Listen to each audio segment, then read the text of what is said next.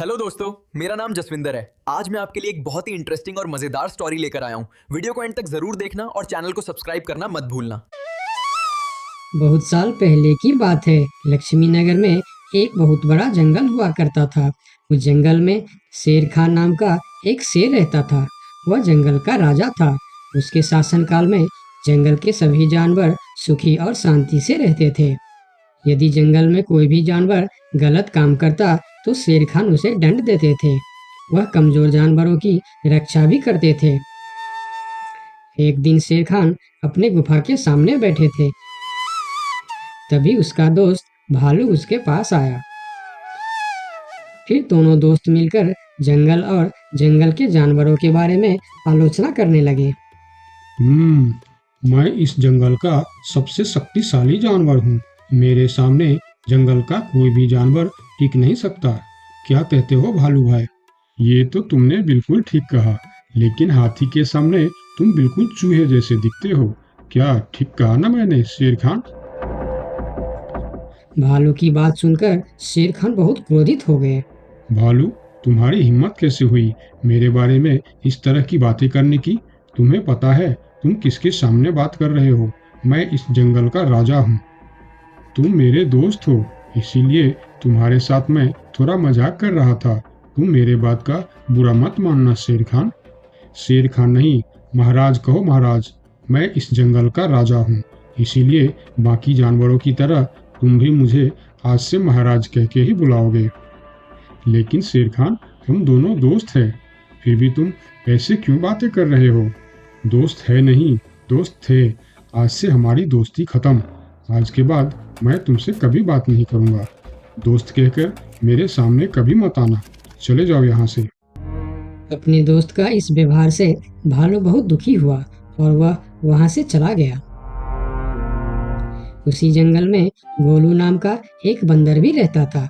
वह दूसरों की चीज चुरा कर भाग जाता था। एक दिन गोलू की चोरी करते समय शेर खान के एक सिपाही के द्वारा पकड़ा जाता है और उसे शेर खान के सामने विचार के लिए लाया जाता है। गोलू को देखकर शेर खान कहते हैं, गोलू, तुम्हारी चोरी की किस्से जंगल के दूर दूर तक मशहूर है। तुम जानवरों के घर में ही नहीं, बल्कि मेरे दरबार में भी बहुत चीज चोरी की है। इसीलिए मैं तुम्हें पहाड़ से गिराकर मारने की सजा घोषित करता हूँ। आज से ठीक 2 महीना बाद तुम्हें पहाड़ से गिराकर मार दिया जाएगा।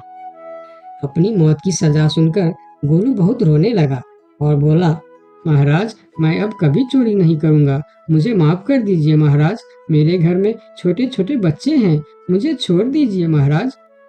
लेकिन शेर खान ने उसकी फरियाद नहीं सुना। तब एक सैनिक उसे ले जाकर जेल में बंद कर देता है। उधर गोलू का दोस्त भोलू को जब इस बात का पता चलता है, तब वह गोलू से मिलने के लिए कैद खाने में पहुंच जाता है और उससे कहता है, देखा गोलू, तुम पकड़े गए ना। मैं तुम्हें कितनी बार कहा था कि चोरी करना छोड़ दो।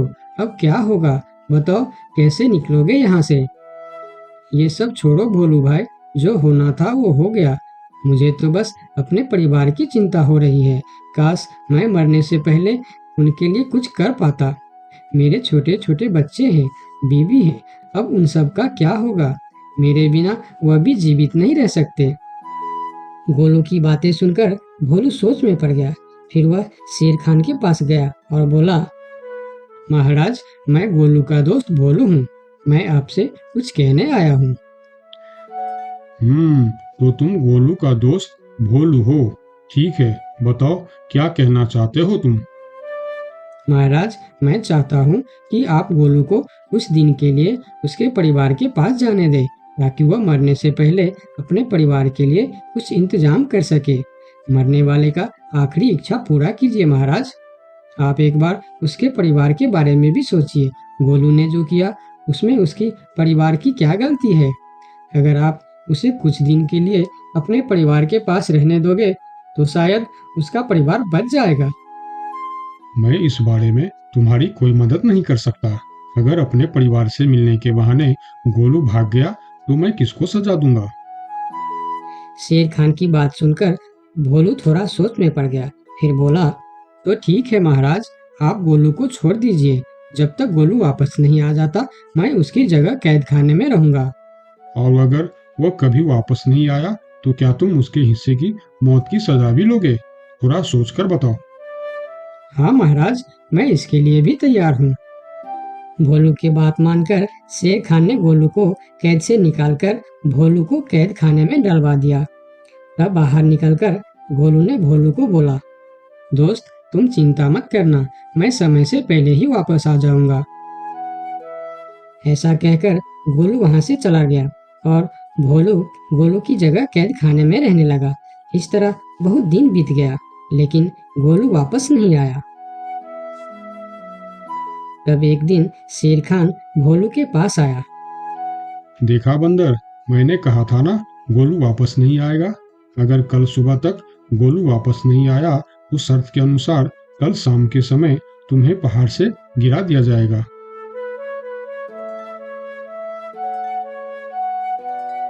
अगले दिन भी जब गोलू वापस नहीं आया तब शेर खान और उनके सैनिक भोलू को लेकर पहाड़ के किनारे पर गए।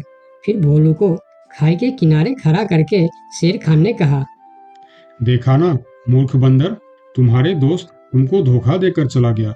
अब तुम मरने के लिए तैयार हो जाओ। लेकिन इस बार भी गोलू नहीं डरा और बोला, कोई बात नहीं महाराज, मैं अपने दोस्त के लिए मरने के लिए भी तैयार हूँ। मैं यह जानकर बहुत खुश हूँ कि मेरा दोस्त अपने परिवार के साथ खुश है।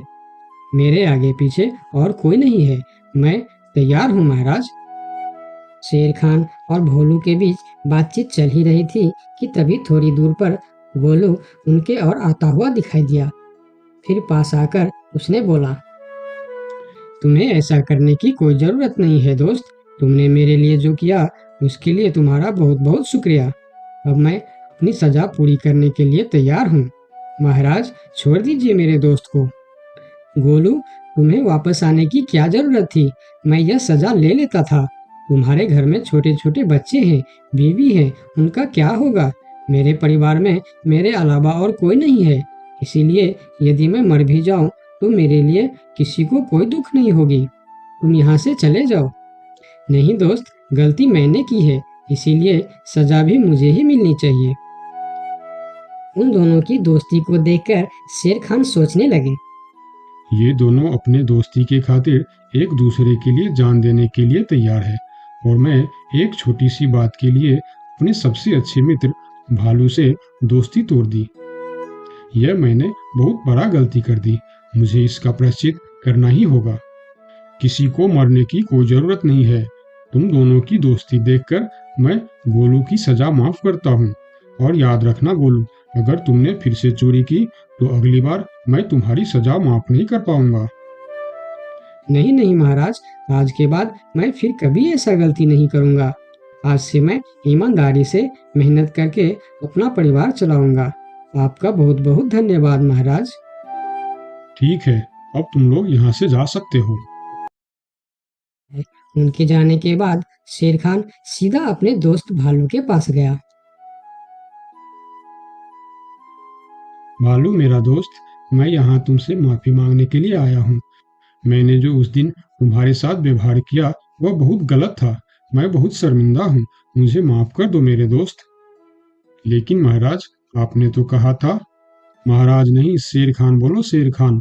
आज से तुम मुझे महाराज नहीं, शेर खान ही बुलाओगे, क्योंकि दोस्त एक दूसरे के नाम लेकर ही बुलाते हैं। आज से तुम मेरे सबसे अच्छे दोस्त हो। गोलू और भोलू की दोस्ती देखकर शेर खान को अपनी गलती का एहसास हुआ और उसने भालू से माफी मांगी और दोनों फिर से दोस्त बन गए। तो दोस्तों, इस कहानी से हमें यह सीख मिलता है कि कभी-कभी दूसरे के अच्छाइयों को देखकर भी हम अच्छा बन जाते हैं। इसीलिए हमें हमेशा अच्छे लोगों के साथ ही दोस्ती रखनी चाहिए और अच्छे अच्छे काम भी करनी चाहिए। आपका बहुत बहुत धन्यवाद। अगर आपको वीडियो पसंद आई हो तो लाइक करें, शेयर करें और चैनल को सब्सक्राइब जरूर करें।